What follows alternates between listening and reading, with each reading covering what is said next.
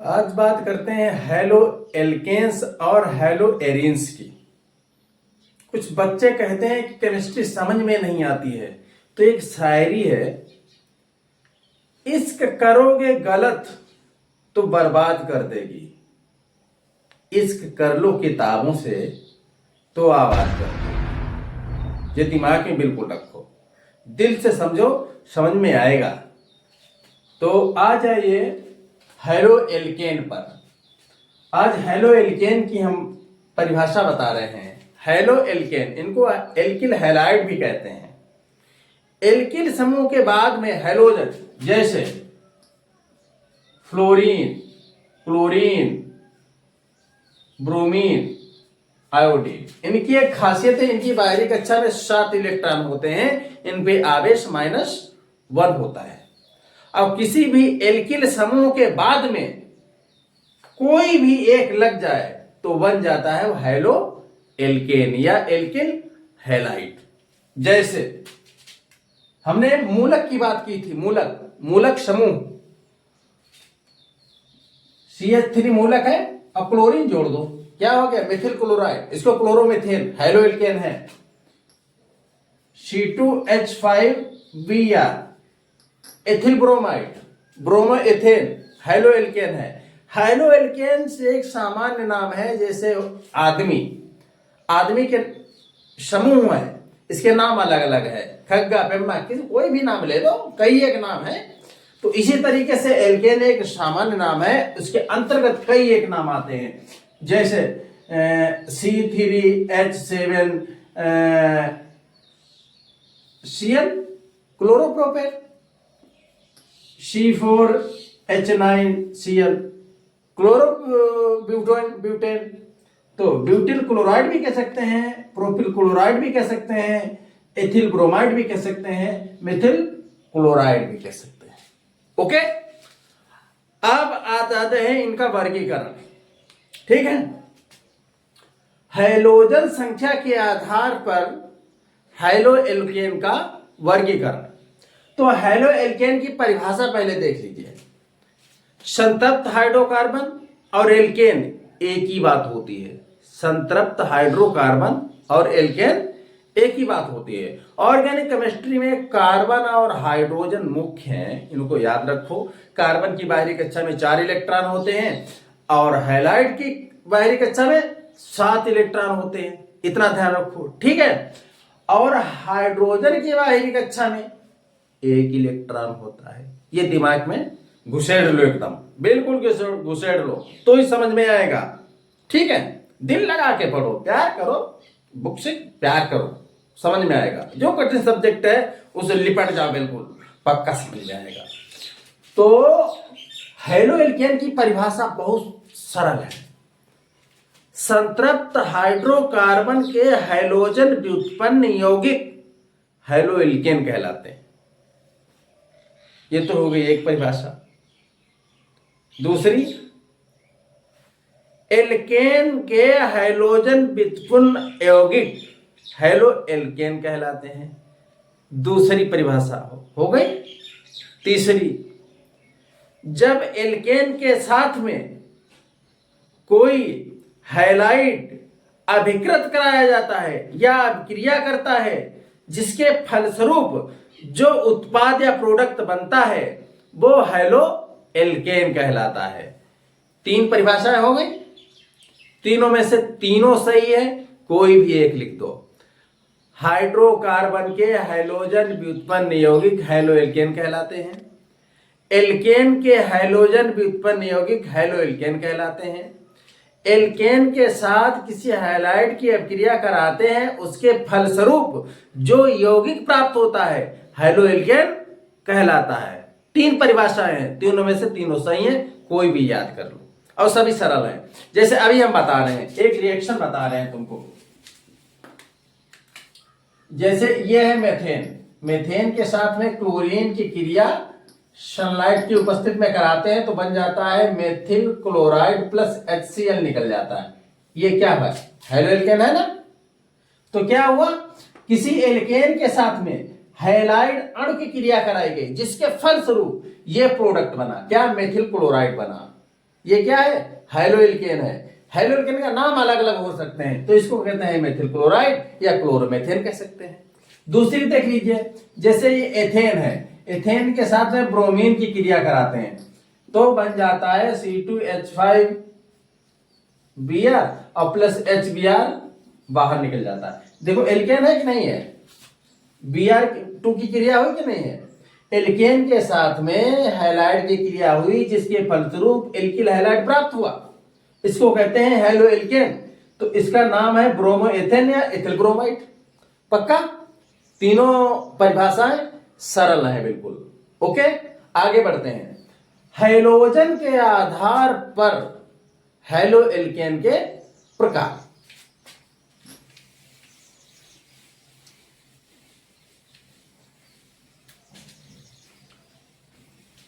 सबसे पहले बात करते हैं mono halo alkane. Mono halo alkane. Mono means एक। जिस हैलो एल्केन में केवल एक हैलाइड लगा हो, केवल एक, मोनो में एक ही होता है। जिस हैलो एल्केन में एक हैलाइड लगा हो वो मोनो हैलो एल्केन कहलाते हैं। बहुत सरल सी परिभाषा है, ठीक है, इसमें याद नहीं करना है, केवल आप वीडियो पूरा देख लो, समझ में आ जाएगा। मोनो हैलो एल्केन क्या होता है?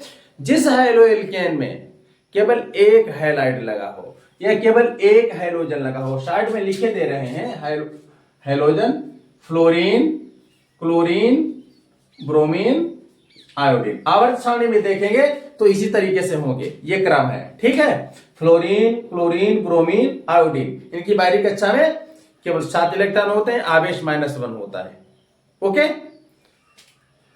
तो मोनो हैलो एल्केन की परिभाषा पुनः रिपीट करते हैं। जिस हैलो एल्केन में केवल एक हैलाइड लगा हो मोनो हैलो एल्केन कहलाते हैं। जैसे C2H5Cl, Cl क्या एक ही है, इसको तोड़ के लिख लेते हैं, CH3 बॉन्ड CH2 और बॉन्ड Cl। ओके, एक ही है, तो इसको कह सकते हैं mono halo alkane. CH3 bond Cl एक ही है, mono halo alkane. CH3 bond CH2 bond CH2 bond Cl, propyl chloride है ये, लेकिन क्लोरीन एक ही है।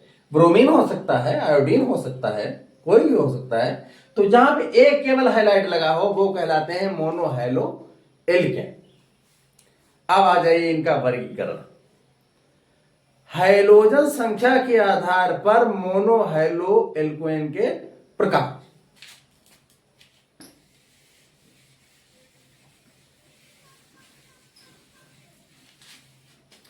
अब मोनो हैलो एल्केन को 3 भागों में बांटा गया है। प्राथमिक मोनो हैलो एल्केन,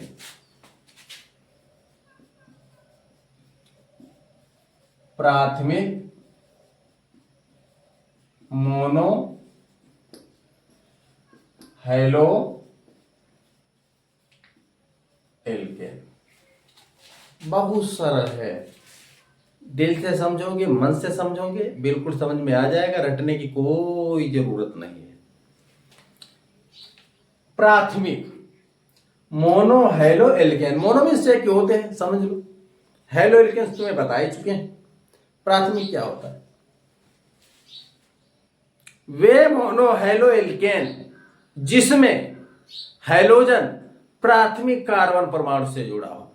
प्राथमिक मतलब बता रहे हैं, देख लीजिए, जैसे CH3 bond CH2 bond Br। अब इसमें प्राथमिक कार्बन कौन सा है? प्राथमिक कार्बन वो कार्बन होता है जिससे केवल एक ही कार्बन जुड़ा हो। ध्यान रखिएगा, ये वाला कार्बन है, इस कार्बन से मतलब रखो, इस कार्बन से केवल एक ही कार्बन जुड़ा हुआ है, तो ये कैसा हो गया? प्राथमिक। समझ में आ गया? तो वो मोनोहैलो एल्केन जिसमें हैलोजन प्राथमिक कार्बन परमाणु से जुड़ा हो प्राथमिक मोनोहैलो एल्केन कहलाते हैं। अगला आ जाइए,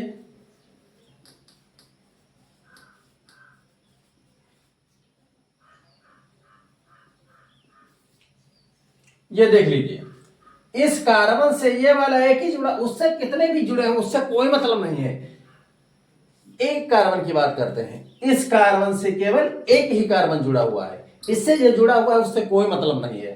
तो ये कैसा है? प्राथमिक कार्बन है। पक्का समझ में आ गया?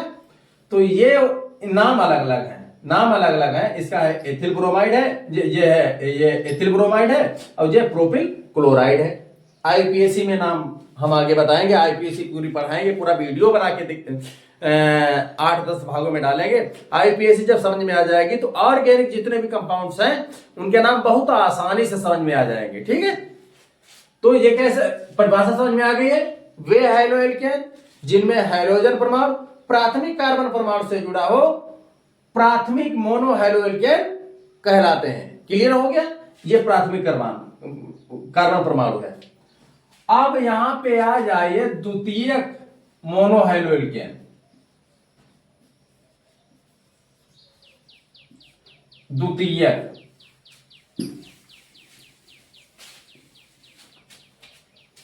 इसमें क्या है? परिभाषा सेम है, सरल है। वे हैलो एल्केन जिनमें हैलोजन परमाणु द्वितीयक कार्बन परमाणु से जुड़ा। अब द्वितीयक कार्बन परमाणु क्या होता है? आओ एग्जाम्पल में बताते हैं।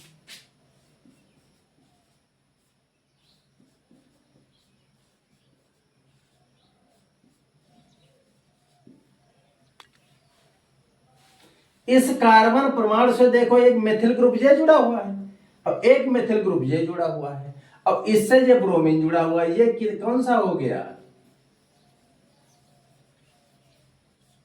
द्वितीयक। समझ गए? इसका नाम अगर लिखना चाहें तो 2 ब्रोमो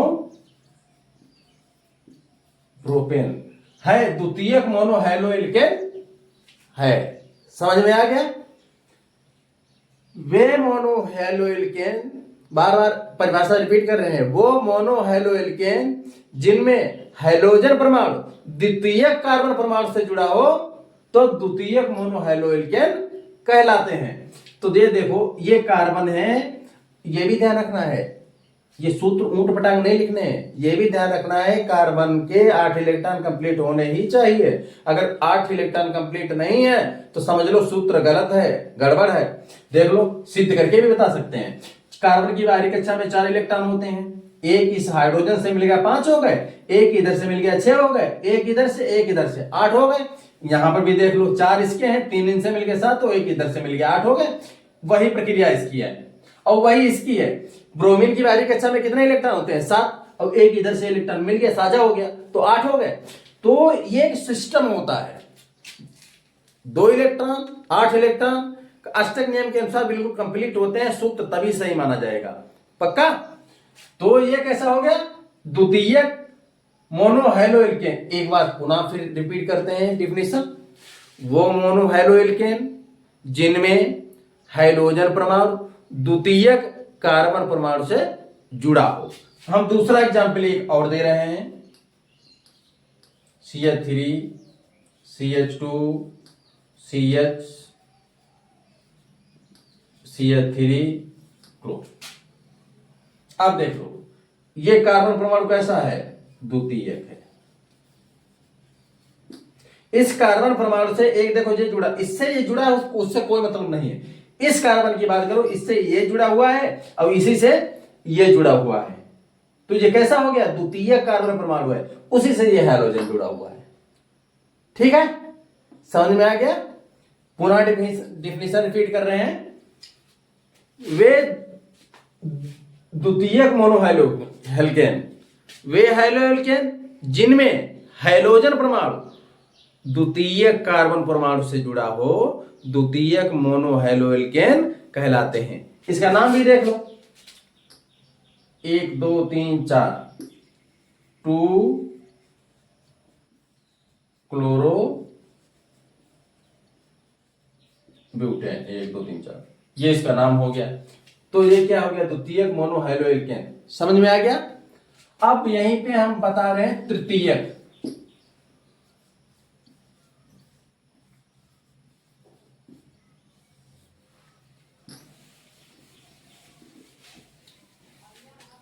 परिभाषा सेव है, कोई कठिन नहीं है।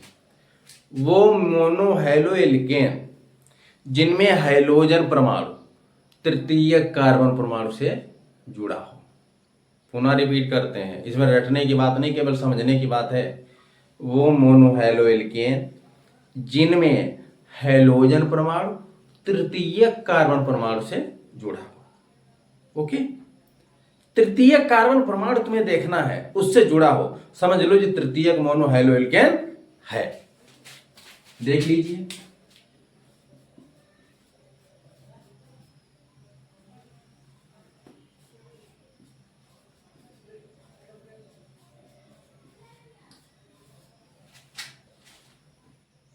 बताओ तृतीयक कौन है। ये वाला है, ये वाला है तृतीयक है। इस कार्बन से देखो, एक ये कार्बन जुड़ा है, एक ये कार्बन जुड़ा है, एक ये कार्बन जुड़ा हुआ है, तो ये कैसा हो गया, तृतीयक हो गया है। पक्का। तो ये वाला हाइड्रोजन क्या है, क्लोरीन है, तृतीयक कार्बन परमाणु से जुड़ा हुआ है। इसका नाम देख लो, 1 2 3 4 1 2 3 4, क्यों क्रियात्मक समूह इधर लगा हुआ है तो नामांकन इधर से, वो आईपीएससी बताएंगे तुमको, आईपीएससी, तो उसमें समझ में आ जाएगा। तो इसका नाम होगा 2 क्लोरो 2